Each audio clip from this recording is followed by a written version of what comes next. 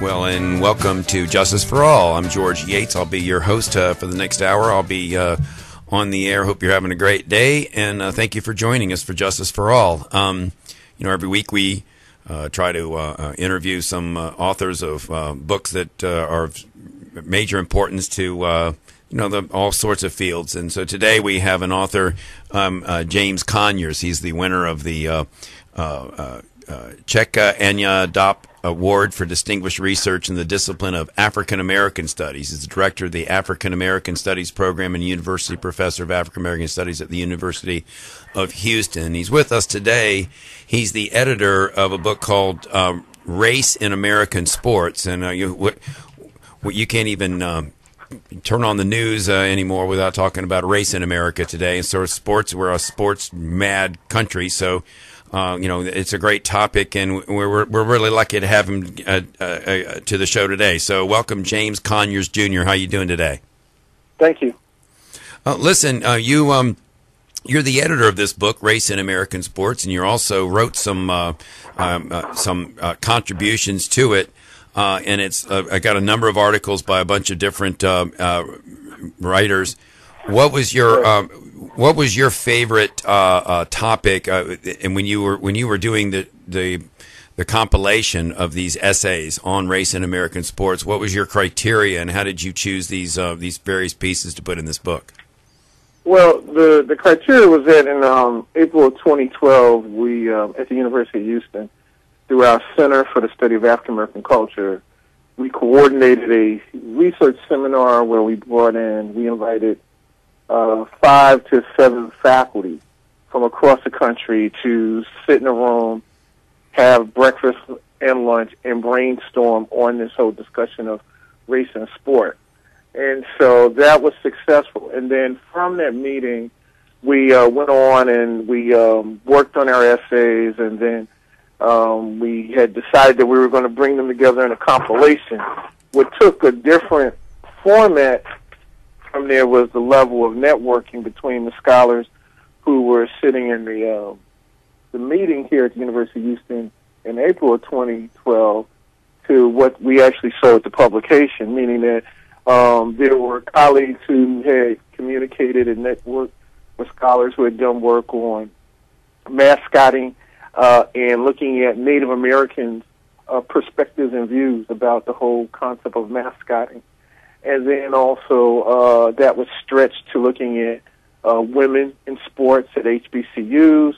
And then that was also identified with looking at the Jeremy Lin phenomena at that time when Jeremy Lin was playing with the New York Knicks. So when we came out of the meeting at U of H, in 2012, we were really focusing on African Americans and race and sport.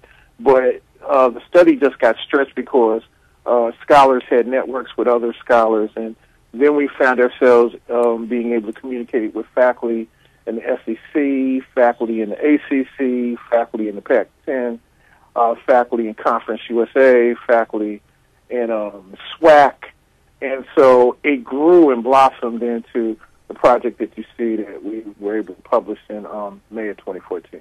Well, the whole idea of race in sports, just in my lifetime, I remember being a little kid growing up in the Washington, D.C. area back in the day when, the Washington Redskins were owned by George Preston Marshall, who was an avowed racist and wouldn't allow any black players. In fact, the NFL didn't have black players for many years, and the Redskins, I think, were the last team to desegregate when they got, I guess it was Bobby Mitchell who joined their team. And a lot of times whenever I get into this conversation about whether the Redskins should change their name, and so many people defend it, I say, well, I'm not sure you really understand the history of the Redskins themselves. It started out by a racist owner, a racist name to begin with.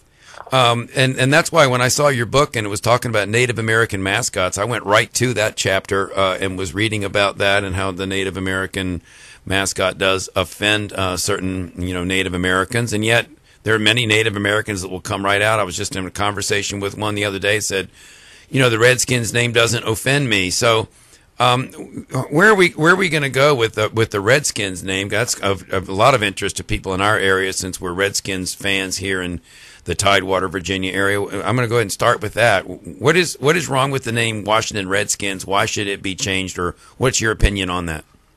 Well, I think that the position that the author of that article was taking was that he was looking at it from a cultural perspective and not a structural perspective. From a structural context, it's a football team, it's a professional football team.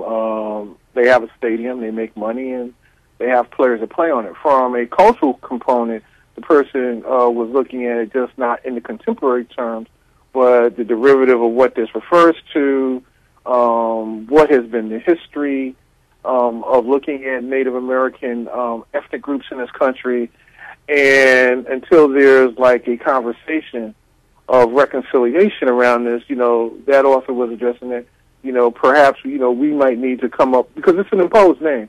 So, from his perspective, and he has the right to do that, is that, rather than use the term that the mascots are using now, that maybe there might be a more appropriate term, which is indigenous to looking at different Native American cultures, and depending on which ethnic group you're referring to, the Sioux, the Comanche, Navajo, Lenni Lenape, they may have a name for, someone who is brave, someone who is courageous, maybe use an indigenous term rather than a name that has been posed that provides more or less a pejorative in looking at Native American culture.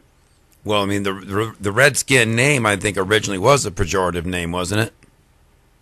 Well, I don't really know what it defines. What is that? It's really talking about physical, it attempts to address the issue of physical appearance of someone who would be classified as an indigenous person in this country.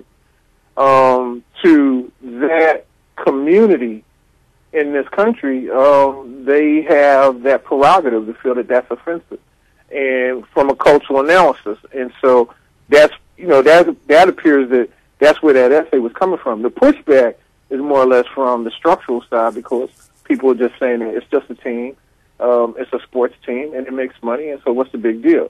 So that's where you're getting the pushback. But the discussion from what we were addressing in the edited text was a more cultural analysis, looking at that this is a culture of people, these are humans. And so therefore, how did they refer to themselves? And I don't know, and I haven't seen any literature where Native American culture refers to themselves based on physical appearance, but more or less they identify themselves based on ethnicity, looking at different nations. Well, now, at the University of Houston, are you a professor there, and do you teach a class in race in sports? I teach courses in African American studies. We haven't developed a course in race and sport yet. Well, but my area is African American studies. Yes. Right. Well, now, in terms of the articles that are in this book, and if you've just joined us, I'm George Yates. This is Justice for All, and I'm speaking with Jim Conyers, who's a professor at the University of Houston. He's compiled a series of essays called Race in American Sports. Well, as far as where are we headed with race in American sports, do you think? Heading forward. Well, it's an interesting conversation because I was, watching the NBA draft last night, and and looking at the young men being drafted, and professional sport is a business, and so when we began to discuss this issue of race in sport, it's a business, it's a lucrative business, whether it's professional football or whether it's professional football, basketball. It's a business, and so we got to get used to that and understand that. The other side to it is that when how does this work from Little League to middle school to high school, and what things have we put in place so that young men and women don't feel like they're privileged, but that they're part of the broader community and they participate in athletics. When it becomes at a professional level, then, the repercussions is loss of wages, not only loss of wages, but the possibility of incarceration, or even to the level of suspension from the livelihood in which you play, and that's where you earn your funds. many of the studies that I've seen up until the document we produced were pretty much very structural, maybe with the exception of looking at Harry Edwards' volume, looking at race and sport, and I think that he's made a great contribution to the field of looking at race and sport, looking at Dr. Harry Edwards' work. Well, one would have to be blind to not notice that years ago we had to some extent blacks were excluded from playing baseball, and we had Jackie Robinson, of course, crossing the color line in baseball, and then we had they were banned from the NFL for years, and now when you turn on a television and you'll pick up you'll watch an NBA game and there'll be 10 players on the floor. There won't even be a white guy out there. So the dominance of the African American athletes it's right there in front of you, and it's one of those amazing things. How in the world was it that African Americans were excluded from our pro teams for so many years? Was that business, you think, or was that culture or structure? And when you talk about these various reasons why we have this issue, it's a composition of all of them. Mm-hmm.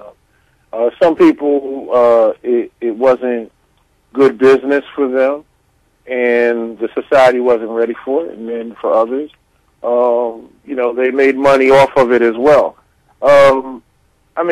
These are businesses, and they're businesses like any other business that we see in a society.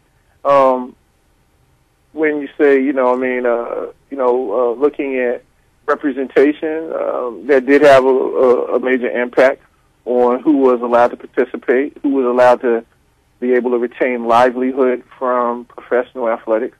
But when you look at, still in contemporary times of professional franchises, whether it's the NFL or Major League Baseball or the NBA, there are very few African American who are owners, who are in positions of ownership of franchises.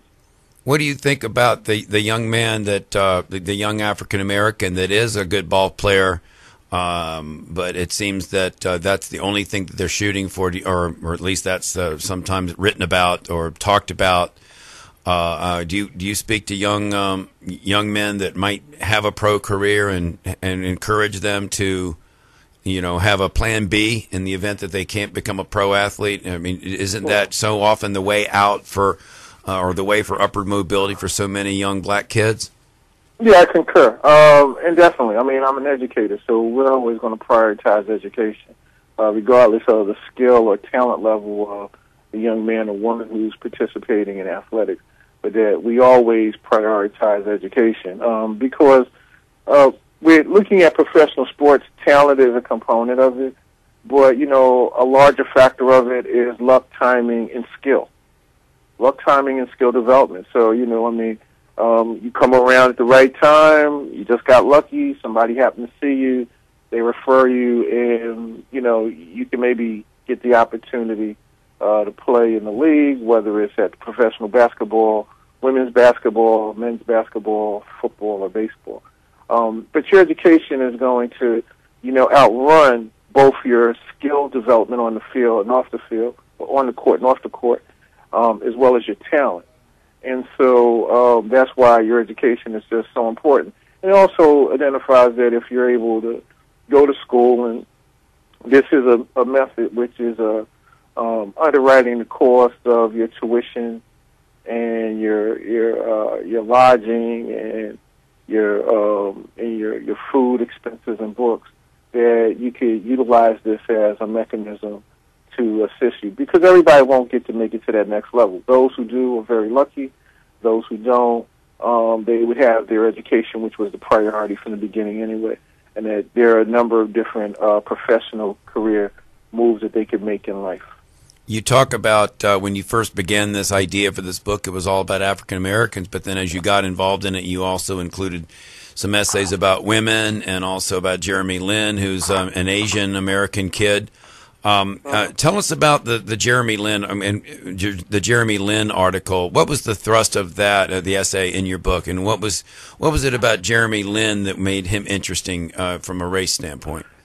Well, you have to keep in mind that the scholar who focused on the piece on Dr. Leonard, who focused the piece on Jeremy Lin, if you look at the cover of the book, it's Jeremy Lin and the New York Knicks jersey. That's the color of the New York Knicks jersey. Since then, Jeremy Lin has been very successful with going on to play for the Houston Rockets, and I believe last season he was with the Los Angeles Lakers. But the emphasis around the New York Knicks jersey is at a time period in which the New York Knicks star power forward Carmelo Anthony was injured, and Jeremy Lin was able to come into the lineup, and they were able to, give him more playing time. His game actually was reflective of those that might be played like on the blacktop or outdoor basketball in New York, which we know like as the Rucker League and things like that. And so because you saw this physical presence of an Asian having that style and swagger of being able to play New York ball, on the hard top like that, now he's doing it in a professional venue, it brought a alternate level of attraction to Madison Square Garden and to the New York Knicks, and then eventually to ESPN, and then eventually to the NBA. So I think that, what's insightful about the essay is that sport is not just attributed to one ethnic or cultural group based on physical representation, but on those who practice their skill and craft, regardless of whatever the professional sport vocation may be. Well, tell me about Jeremy Lin a minute. I know I followed that. There was a time, I get the New York Times, and I think that when Lin first came on, as you said, he was sitting on the bench. I think he played at Harvard. He was not a starter. I'm not even sure he got that much playing time.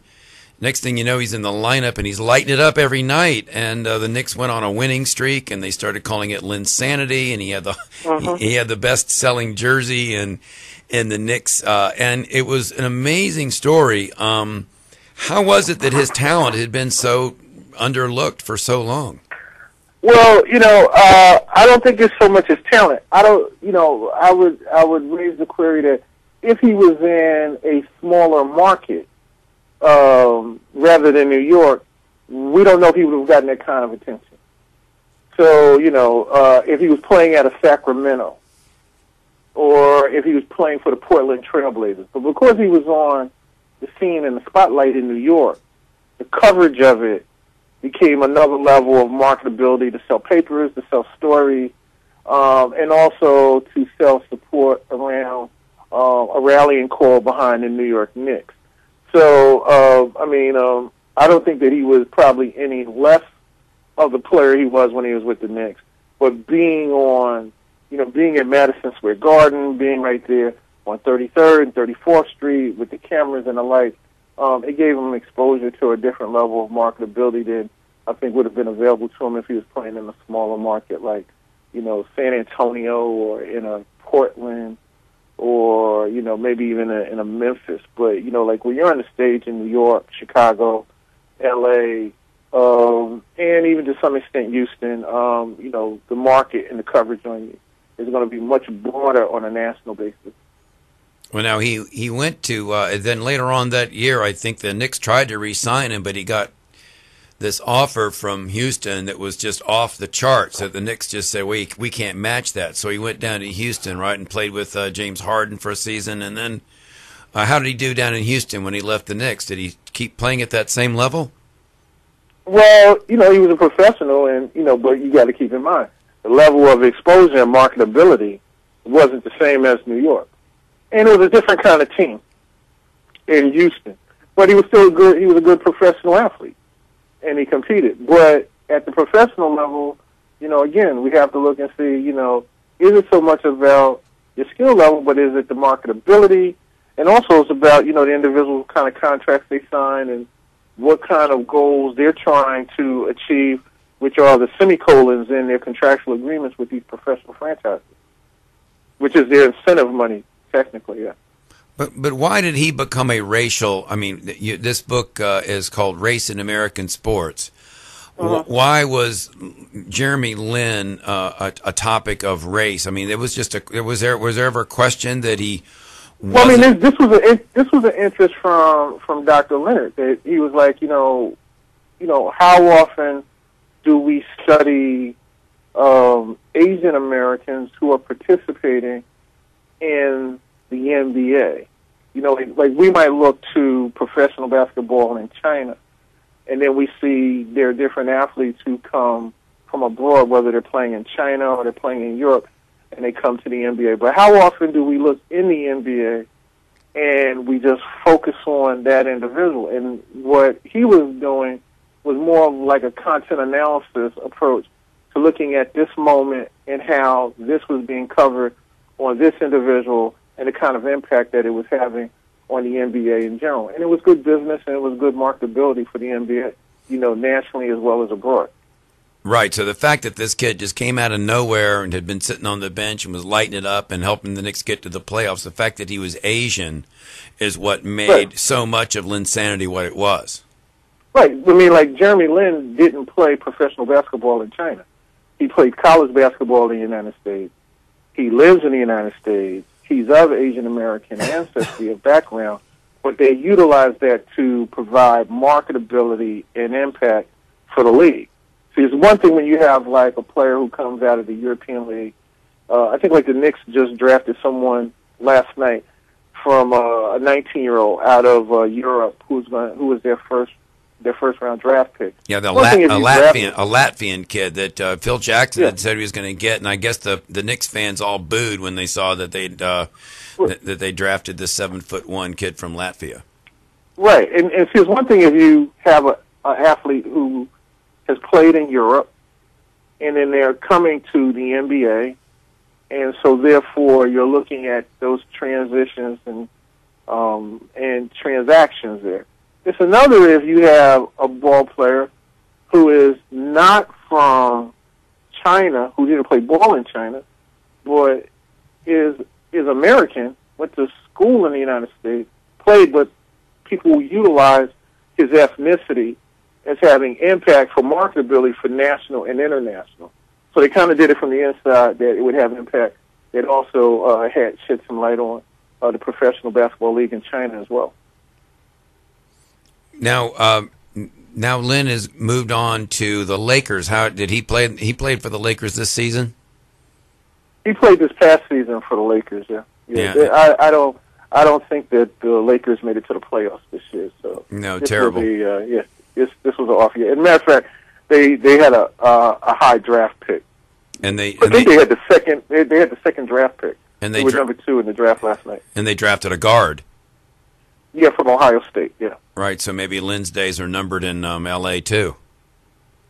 Well, I mean, it's professional sports, and you know, I mean, you got to compete for your job every year. Right. Well, now if you've just joined us, we're with Jim Conyers. We're talking about race in American sports. Do you think, I mean, the fact that it is a business and the fact that we can market this thing, do you think that we do the same thing when we have a great white player, maybe because the NBA has become such a predominantly black league now, or African American league, and you know, if you've got it's great for the league when you've got a great white player, isn't it? Because, I mean, let's face it, I'm sure white people like to watch a great white player from time to time, a Larry Bird or someone like that. Do you see that in terms of it being a business, that maybe a great white player might even actually get a little affirmative action because he might be, put people in the seats? You ever see that, or you ever suspect that might be happening in the NBA? My general thought on it is that anything that makes them money, that's what sells. That's what sells. Whatever makes money. Mm-hmm. And so if it's women's sports, that's what sells. They're gonna utilize that. That's the nature of the business. Unfortunately, as viewers and fans, we're more or less, our ocular view is just looking for entertainment for the time. But for those who are in positions that they, this is what they do. They're out to make money, and that's their business. So that's their livelihood. That's how they maneuver. Yeah. Yeah, but they make money by winning. Well, not so true. They make money by selling boxes and getting people to those games, consistently. It doesn't mean, making money is not always, doesn't always just articulate wins and losses. What may happen is that if the team isn't winning, then people less people come out to the games, and they say, well, we're going to get a new coach, or we're going to get a new franchise player, so this is why we need you to come back out to the game. But the overall goal of, it appears, those franchises is profitability. There's an article also, there's an essay in your book called Race, Colonization, and the NFL Draft. It's a Fanonian analysis of the interviewing of black NFL prospects. What's that all about? What's that essay about? That's an interesting piece. It was done by a young man who just received his doctorate degree at Temple University, Drew Brown, who is an ex-professional athlete, played in the Canadian Football League, I believe, for about 2 or 3 years. And he was really looking at kind of like the intake process of NFL athletes coming into the draft and before the draft and free agency. I mentioned a few minutes ago Harry Edwards and his classic text, Revolt of the Black Athlete. And so it kind of like brings up the current discussion on that. And I think that what occurs here with what Drew Brown is addressing is that, everything cannot just go into, if I make it 1 year or 2 years, that's it. The league does a number of different tests. They meet with players. Usually we just kind of see draft day. I think the movie with Kevin Costner is a very interesting depiction of looking at the NFL draft. They also want to see if you finished your degree. They do background checks. They do background checks on your family. They do character checks. And so, what Drew Brown did was he began to, do interviews, do survey interviews with different athletes, some who made it to the combine in passing, some who didn't make it through the combine, and, was asking them questions about, how did they define their education, if they completed their college education, what did it mean to them to go on to the next level, where did they stand out, where did they stand with, their financial situations with their family. And so it was a great contribution. So somebody who's in the locker room, somebody who played, and then at the same time has made the transition to the academy. So you mentioned the movie Draft Day. I saw that the other day. That's a pretty good movie. And that's a pretty accurate depiction of what goes on, how these teams go out and interview and decide whether or not character it really is going to trump physical ability or maybe a guy's winning record. Well, I mean, it's a movie, and it was entertaining to watch with Kevin Costner and some of the others. Talking with having the opportunity to communicate directly one-on-one with some sports sociologists, they have identified to me that there is an intake process in which they interview, players or candidates who the teams are interested in drafting. And that's not just the first round, but second and third round picks for the NFL, and also first round and second round picks, because there's only 2 rounds in the NBA. And I mean, that makes sense, because there's going to be a financial investment in tie, and there's going to be a binding contractual agreement between this individual and the team. So they're not just a player for the team, but they're an employee of the franchise. And it's just good business, and those things occur. But what do you bring to those kind of conversations that has prepared you from, a young child to a young adult to now a professional adult, and how you're able to navigate those waters? Yeah, because you have another article written by Will Thomas. He says, "Does race matter? Core character matters." There's another essay here on the on the issue of character. What does he write about in that essay? Well, we were very fortunate that, again, we were able to take our practical life experiences as faculty at the University of Houston and then apply them to the real world, meaning that Ed Thomas is a U of H alum.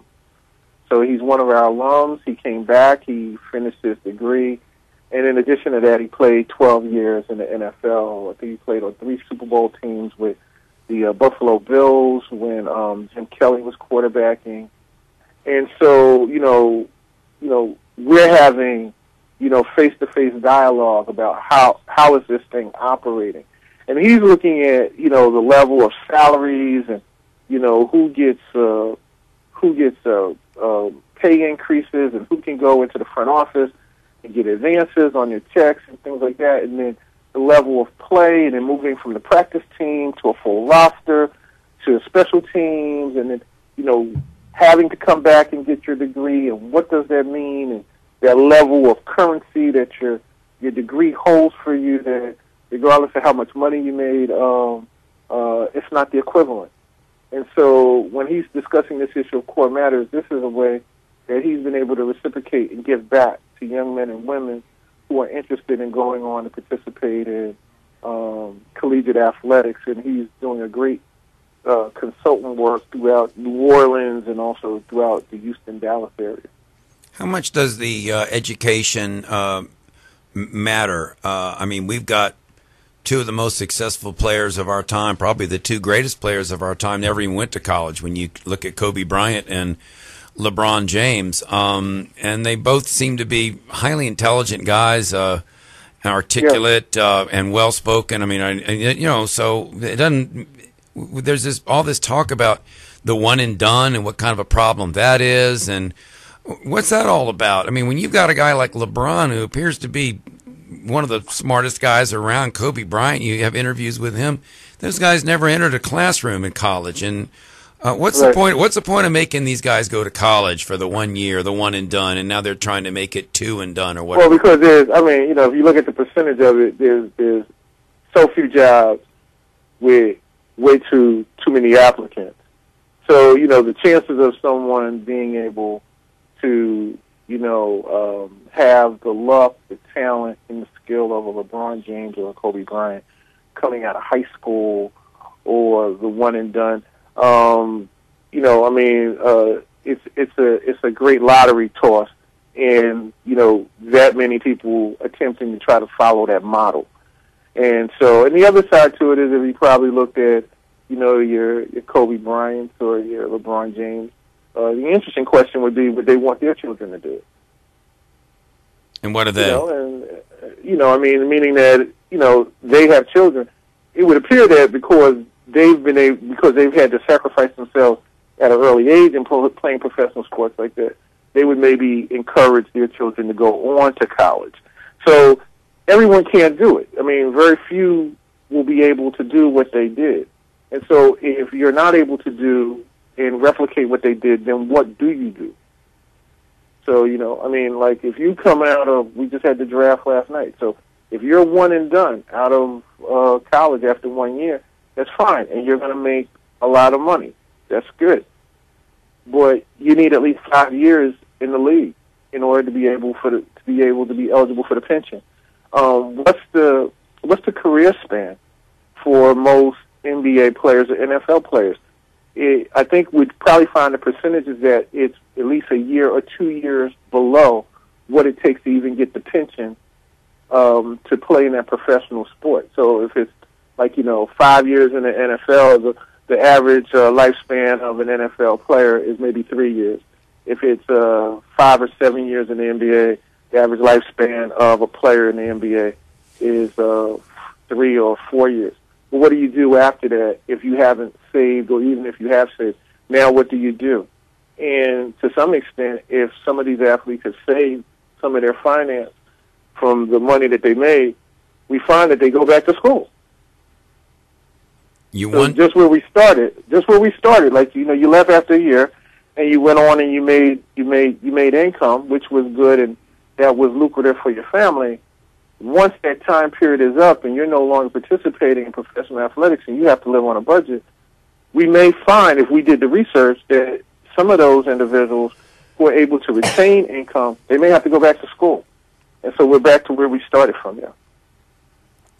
Well, maybe the NBA should do something about that. In other words, why would they? Why would they? Well, make it as some kind of a condition, like let's say part of the signing bonus has to go into trust or something like that to be part of a pension, so it can't get squandered. And then if they don't make it or they don't make the pension, then they've got that. the NBA is a league where each team is owned by an individual, and Right. that's not federal. That's private. Right. So why is that individual who owns a private organization concerned with their employees having trust funds? He's compensating you. You have to be able to hire personnel to manage your finance to do trust funds. So you have to incur the cost of attorneys or accountants to set those kind of things up for you. But it's not going to be the accountability or the responsibility of the owner to do that for you. And it may not, to some extent, may not even be a priority for them. Their goal is to make money. Well, right, but it's also the goal of the kid coming out of high school to make money too. Like, we don't make baseball players go to college. If they want to sign with a minor league team, they might give up the college scholarship to, UVA and go sign with Houston and go play in their farm program for 4, 5, 6 years. Never make it to the major leagues. Never played college ball. Never got a college degree. Why should we treat basketball players different from baseball players? Well, the baseball situation is organized a little bit differently. That you can get drafted out of high school. If you don't get drafted out of high school, you can maybe go on to the 2-year school and play at a 2-year school if you feel that you're still going to be draftable in about another year or two. And then if that doesn't work, then you got to stay for that second year at the JUCO, and then you can go on and play at the 4-year school. And so, because we have a very successful JUCO program here in Houston, San Jacinto, where Roger Clemens and a number of other players, they played there before they went on to UT. And so, so the structure of it is different for baseball. And, we're not going to fault it. That's just the context for it. For basketball, you used to go out of high school, but now they want you to stay 1 year and at least be 19 years of age. And then for football, you've got to have at least 3 years in, and one of those years could be considered a redshirt year. So you got to spend 3 years in college in order to be eligible to go into the football draft. All three of their structures are different, and so I think for football you might need a little bit more time because it's a collision sport. So you might need to be able to get stronger and faster and to develop that kind of girth. In basketball, I still think that, you need the girth because you're playing against older men who are more experienced and they're stronger. And so I think oftentimes people were just looking at the talent level.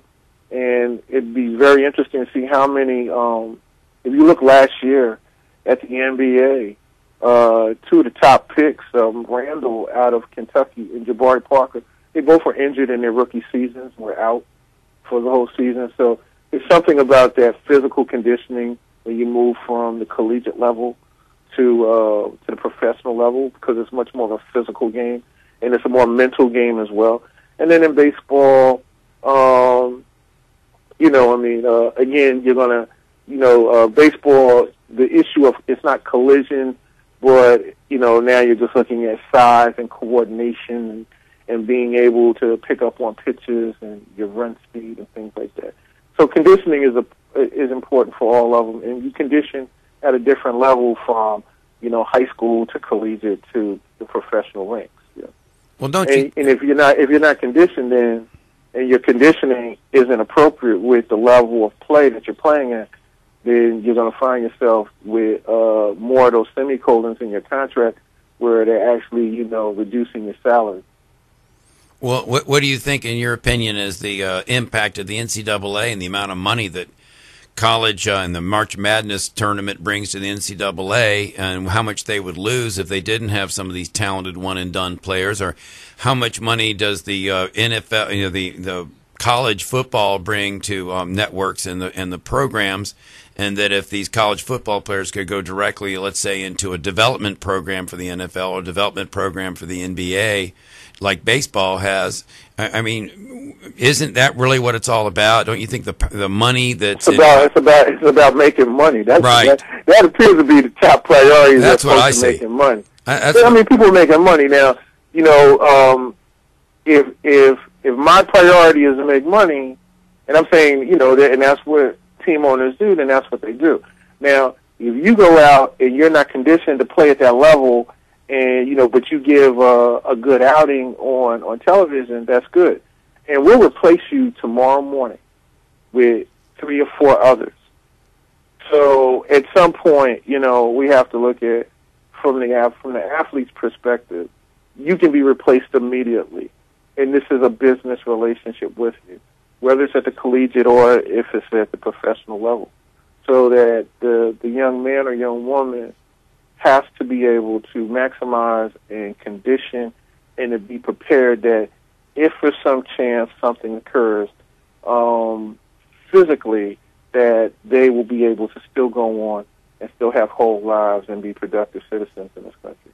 Well, what do you say to the argument that, here's this 18-year-old kid that wants to declare himself for the pros and doesn't want to go to college, and because they have this deal worked out, he can't play in the NBA, even though he would be qualified right now. What do you say to what's the difference between him and maybe being able to go off and join the Philharmonic somewhere if he's a violin player and doesn't want to go to college and he's good enough? Why would they make him go to school for a year if he's good enough to play right now? I just see it as nothing more than a deal so that the NCAA can get great players for at least 1 year. That's just kind of what I see. Do you think that they're going to change? You think they're going to change that rule at some point and make it a 2-year commitment to the NCAA? I hear about that from time to time. I don't know, why would they? What would be the incentive or more money for the NCAA? More money for the NCAA, more talented pool of players for their March Madness tournament. Just more great. Calipari would have to have the players for 2 years instead of 1. Well, they got to go to school. So where you think you got this great student athlete and he's going to be around for 2 years, well, they got to go to class and pass classes for 2 years. Right. So are they going to be eligible for the next year? Right. What is going to be the level of academic support at the institution in which they're at for their continued learning? What's going to be the level of support from their family for them to retain another year in school? When you look at Division I scholarship athletes, tuition, housing, food, and books are paid for. What wasn't discussed is the 10% in the front and the 10% in the back. Meaning that what happens after 9 o'clock when the campus is closed down and they're hungry and they want to eat, or if they want to take the train to go see a movie, or if they want to take the bus, or if they want to put gas in their cars on the weekend. What happens with that? Those funds usually have to come from some level of support from family. So when you mention that, why does the young 18-year-old want to come back? It's not that first of all, a young 18-year-old is going out and they're living in an adult world where they got to deal with the IRS and pay taxes, and this is the world that's in front of them, and they've had no professional transition into it. The other component to it is that they're going to need family support. So it's not like them supporting their families with these millions that they perceive are coming in. Just to even exist in college for a year, for any student, whether they're academic or athletic, you're going to need, I'm not talking about resources, you're going to need family support. So, I'm not looking just at, why the 1 year and maybe 2 years. I'm looking at, any young man or woman who steps on a 2-year or 4-year campus, and they're going to school academically or going to school academic and athletically, you're going to need family support to maintenance and to see yourself to complete that process. Your family may not have the resources, but you're going to need the support from them. If you just joined us, I'm George Yates. This is Justice for All. We're here with Jim Conyers. He's a professor at the University of Houston in African American Studies. Do you see a fundamental difference, if any, between, let's say, the recruitment of a young black athlete or vis-a-vis a young white athlete in today's society, basically, whether it's to college, and you see differences between those two fundamentally in your teaching? Well, I don't know what goes. I've never been in the forum when young white athletes are being recruited. I don't know what people do, so I can't really speak on that. I think that when you're looking at African American families, and I can refer to both of my sons, one played college football, and he's an unsigned professional athlete, and but he got his degree. And then the youngest one, who is a current college athlete playing football. Because I work in an institution of higher ed, I know the essay answers to the questions. So when we're talking with coaches, I'm looking at things like, what's the level of academic support? How many academic advisors do you have for football? What's the study hall time? What's been the rate of graduation of your athletes over, the past few years? Because we understand that for any student to graduate from undergraduate, you're going to have very effective and good academic advising, meaning you need to know what classes you need to take and not just taking classes. So those things, I think, those are the things that, I'm looking at when we're talking about recruitment that we vet out. And then at the same time, looking at the family, can we perhaps keep the young man or woman within a 2 to 3 hour commute from the family so that they can at least maybe, if they're not working, if they're not working during the time of competition, they can come out and see the young man or woman compete athletically at least half of the season at their home institution.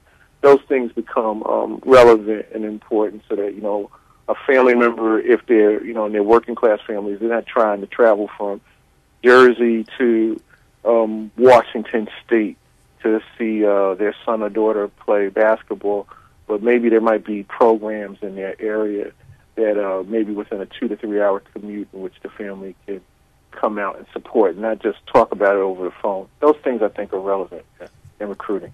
You started out doing a book on race, meaning African Americans, and you said you branched out and stretched out. Yeah, and a lot of your articles in this book is called Race in American Sports. My guess is it's available on Amazon and wherever books are sold, right? Correct.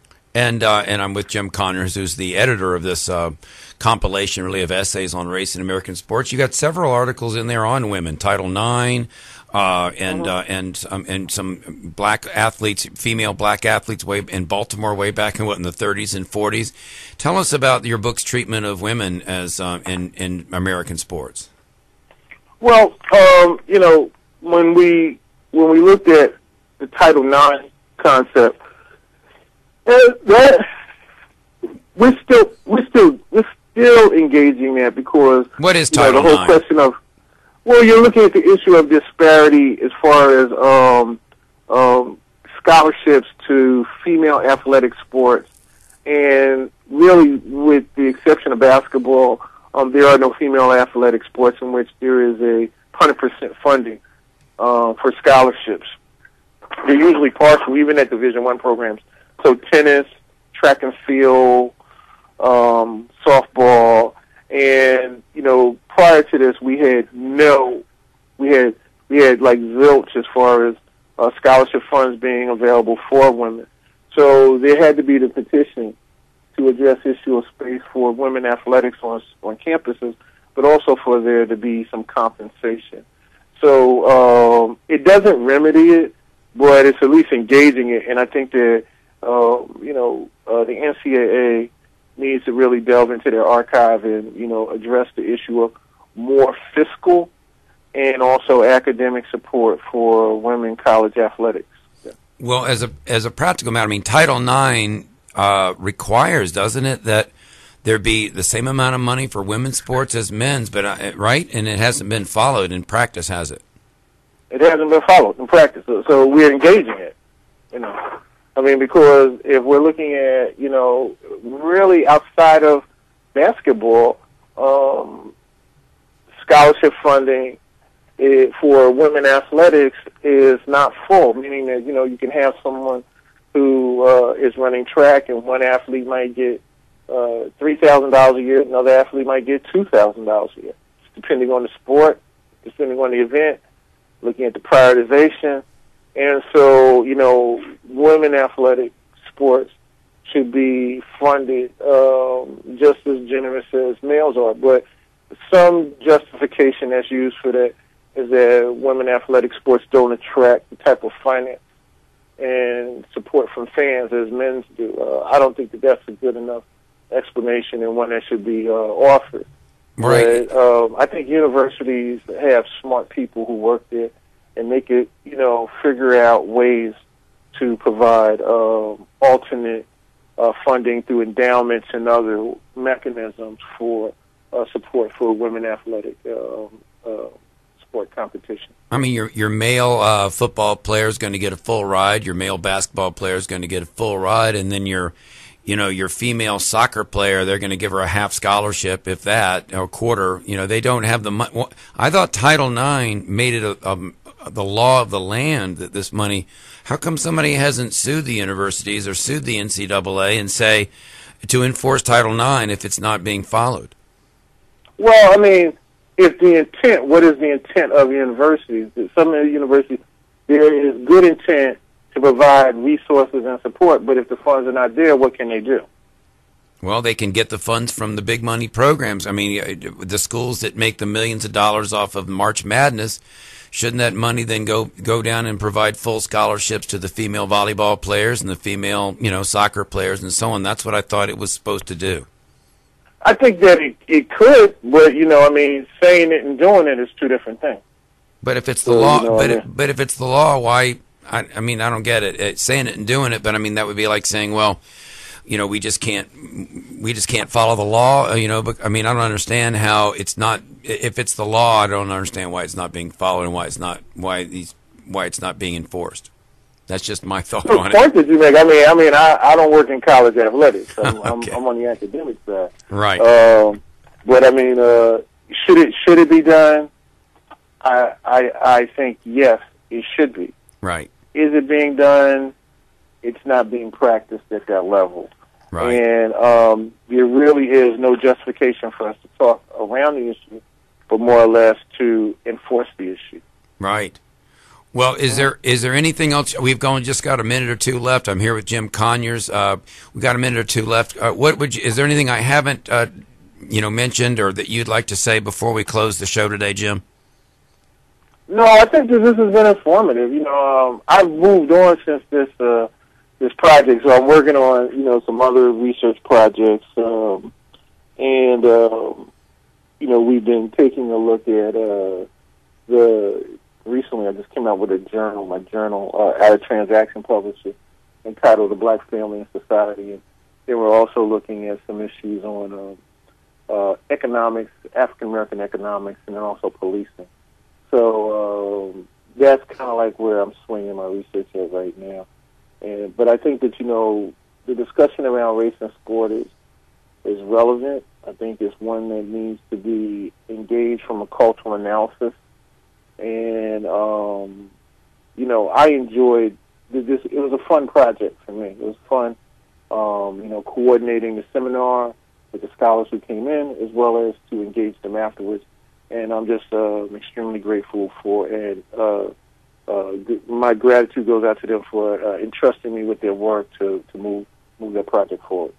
Well, we're extremely grateful that you joined us on our show today. Thanks for coming on. Okay, great. Thank you. All right. Thank you very much. And so that will conclude our show today. We've been with James Conyers, Jr., who's the editor of this book, Race in American Sports. We've been discussing it for the last 45 minutes or so. And we're going to close here another episode of Justice for All. Thank you for joining us. We'll be back here next Saturday again at 2:00 and discuss another a topic in the law. And hopefully, I love talking about sports. We cover sports about maybe once every 4 or 5 shows. We'll have a sports show because it's so important to our society. And race in American sports is a pretty topical.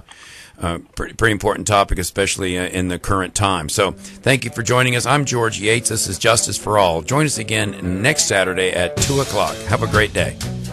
Okay, thank you. Bye-bye. Bye-bye.